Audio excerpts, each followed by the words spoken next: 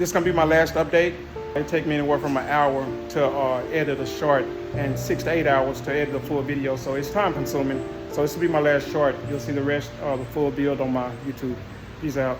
They call me Mr. Lucky for real, for real. Wipe me down when you see me. Big go boom when I skate off. Ain't no contradicting this to the moon when I take off. Think God be my witness, watch me stand on their business. Mr. Lucky for real, for real. They call me Mr. Lucky for real, for real. Wipe me down when you see me. Big go boom when I skate off. Lucky for real, for real. For real? Alright guys, the saga continues. I'm gonna walk you through exactly what I was talking about when you think it's a simple swap and it's not. I removed the pulley wheel.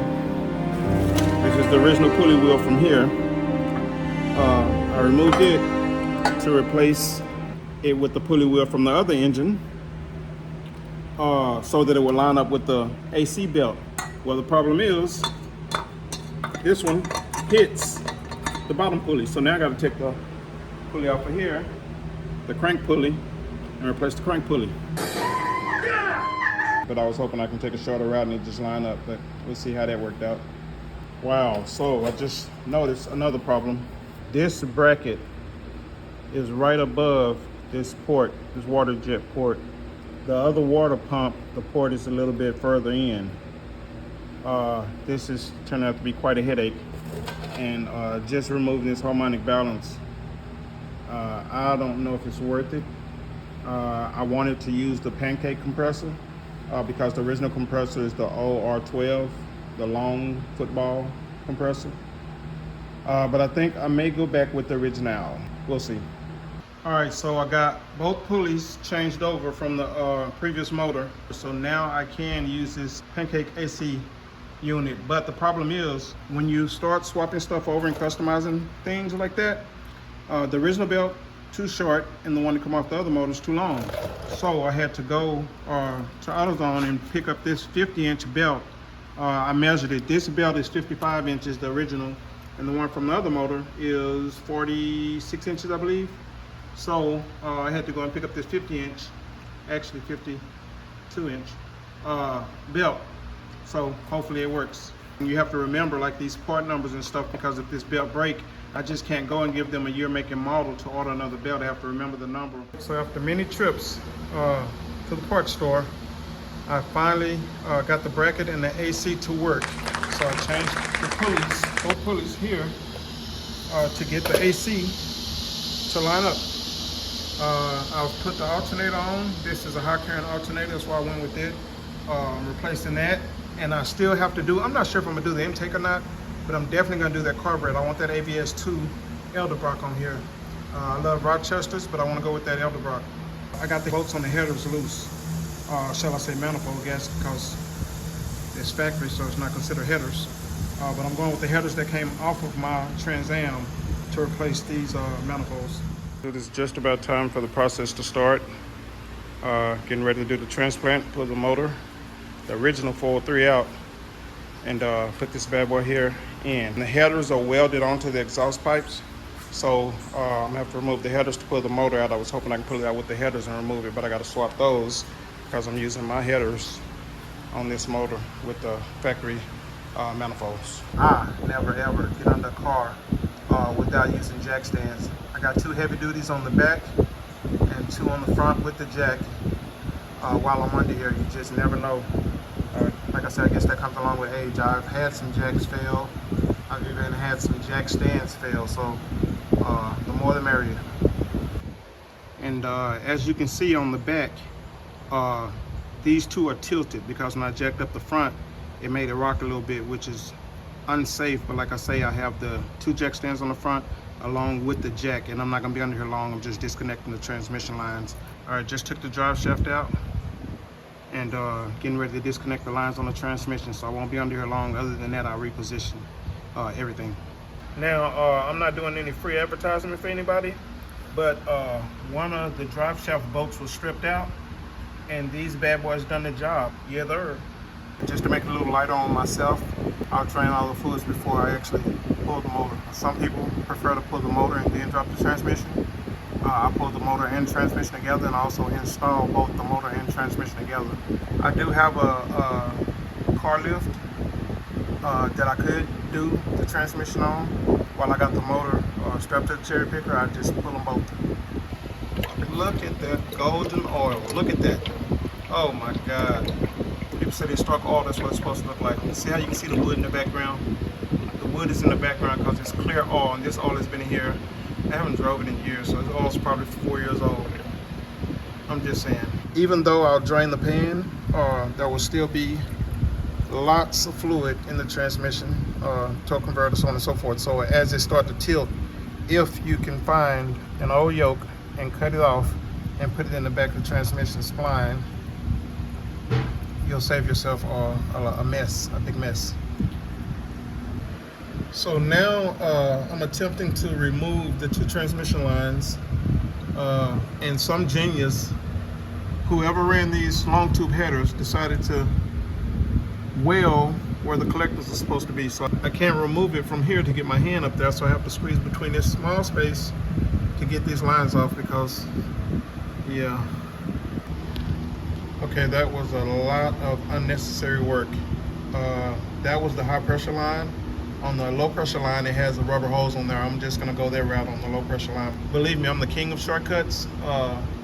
When it comes to shortcuts, I'm like Mark McCain when Lucas sends him on the errand.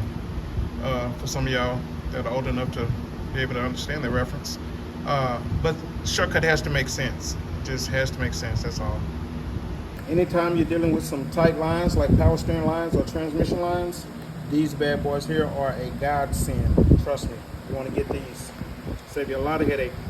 Previously, you heard me say I was going to remove this intake. It is an Edelbrock aluminum intake, which would reduce some weight. But like I said, I'm not doing any major racing or anything, but I did a little research and I found out the intake on the 350 Gold series is different from all other 350 intakes, and it's just as nice as this one. Maybe, you know, a little bit more weight or whatever, but it's not worth the time to remove this intake, gaskets, everything else that goes along with it. So I'm using this spacer, and I'm going to use this spacer and put it on the Edelbrock 350 Gold intake with the Edelbrock ABS2 carburetor. All right, one final check before the transplant takes place. Headers removed, fuel line, hoses, power steering lines, driver side headers, gas pedal, passenger cable. Now, as you guys can see, during the years I had this parked, I was renting it out to some squirrels. So this is the mess they left, so they won't be getting the deposit back. But anyway, I believe that is about it. She's ready to come out. Motor mount bolts removed. Okay, she's ready to come out. Let's go. So the next time you guys see the Lucky and the Bandit, the original 403 Oldsmobile will be removed, and it will have this beautiful 350 Rocket Gold series. Yeah, there. So hopefully this transplant goes well. Bless fam, say a quick prayer for your boy. Periodically, I will show you guys little pointers that most people may not do or know. Just a quick little reminder, always remove your distributor cap. Not completely, just remove it and set it on the intake or push it towards the front or whatever, so it'll be loose and won't break other pieces. And for those of you who are curious about why I have mirror tint on the front of the windshield, as you can see, there's a 7-inch screen right there in the dash. I don't know if you can see that, but this is the first ever heads-up display created by me, Mr. Lucky. So when I'm watching Smokey and the Bandit in the Lucky and the Bandit, I can watch it on that mirror tint right there. So the screen is in the dash and the mirror tint is my heads-up display. Once I get the motor and everything plugged up and the car tested and running, I'll show you guys a video on just exactly how that shows. It's actually pretty cool. I do watch movies and videos, well, not while I'm driving, of course, wink wink, but it do allow me to watch whatever's playing on my screen, to watch it in my quote-unquote heads-up display. Okay, let's keep it moving. All right, this is just a dose of reality. As you can see, I haven't started lifting the motor yet, but I did notice that I forgot to remove the starter, so I don't care how many times you do this, there will be times that you'll forget a little something here and there. So thank God I didn't pull it before I remembered, but I double-checked just to make sure and noticed I hadn't removed the starter, so that's something you have to do. Like I said, it's not a how-to video, but just showing you, as a human, you will make mistakes. Okay, Houston, we have a problem. I also forgot just how long the nose on these Trans Ams are.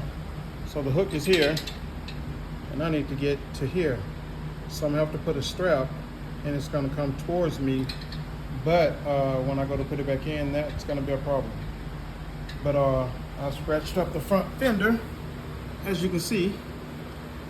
Trying to get, because I thought I had a lot more room. I wasn't looking down here, I was looking up here, and I know I had a long ways to go, so I wasn't even looking at how long the nose is. But so, oh well, just give me an excuse to repaint it.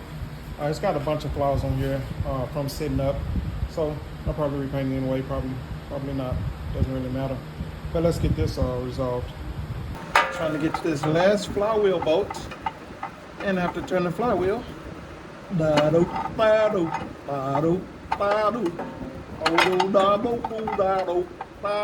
have to be careful when you do this because you can break one of these too, and then that would be a major problem for your starter. But just got to be patient on a lot of this stuff and turn it one tooth at a time. All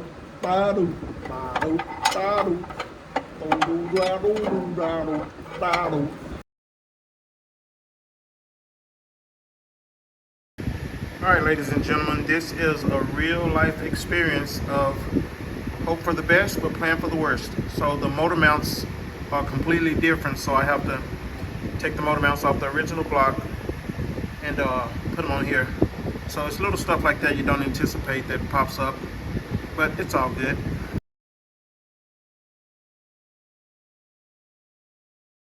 I didn't plan on this being a how-to video, but man, I don't know how this 350 Go, it's a tighter fit. If the timing needs to be advanced, there's not a lot of room against the firewall. These headers are against the frame and only got that much room to bolt them up. And right here, the power steering pulley is literally, you can't get anything between here and here. I'm hoping that when I put the transmission on, because right now the transmission is not mounted, I had to put the motor in sideways, as you guys can see, but the transmission is not mounted, so I'm hoping the weight of the transmission will tilt it back enough to get this off of here, because the original pulley, it only had one groove. This one has two, but I didn't think it was no big deal. I wouldn't really need it because I got two belts operating the whole thing, the AC and this one for the power steering and the alternator. On the 403 that came off of here, there was two separate belts. There was one for the alternator, one for the power steering, then a whole nother one for the AC. I might can get away with swapping it out. I don't want to, but I may. If the transmission, tilting the transmission back don't do it, I may have to swap this one. Then you see where the power steering lines are here and run to the back of the power steering.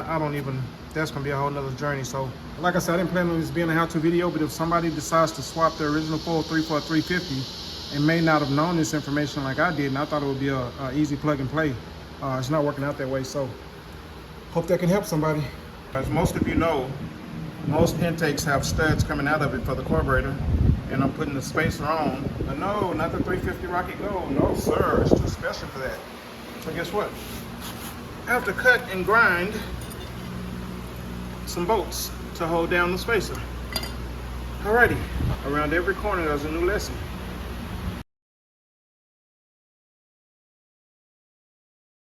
And this, ladies and gentlemen, is why I don't like rushing. Put the headers on, but the bell housing is too wide, so I got to take the headers back off to get the transmission up. Yep, welcome to my world. All right, she dialed in. All the fluids are checked. All of the bolts are checked. Let's see what she do. 3, 2, 1.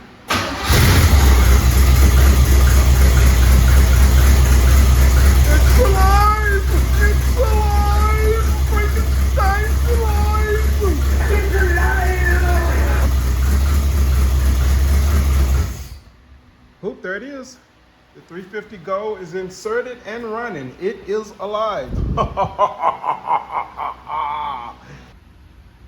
And of course, I don't have to tell you what movie's in there. You already know. Mr. Lucky and the Bandit. Yeah, sir.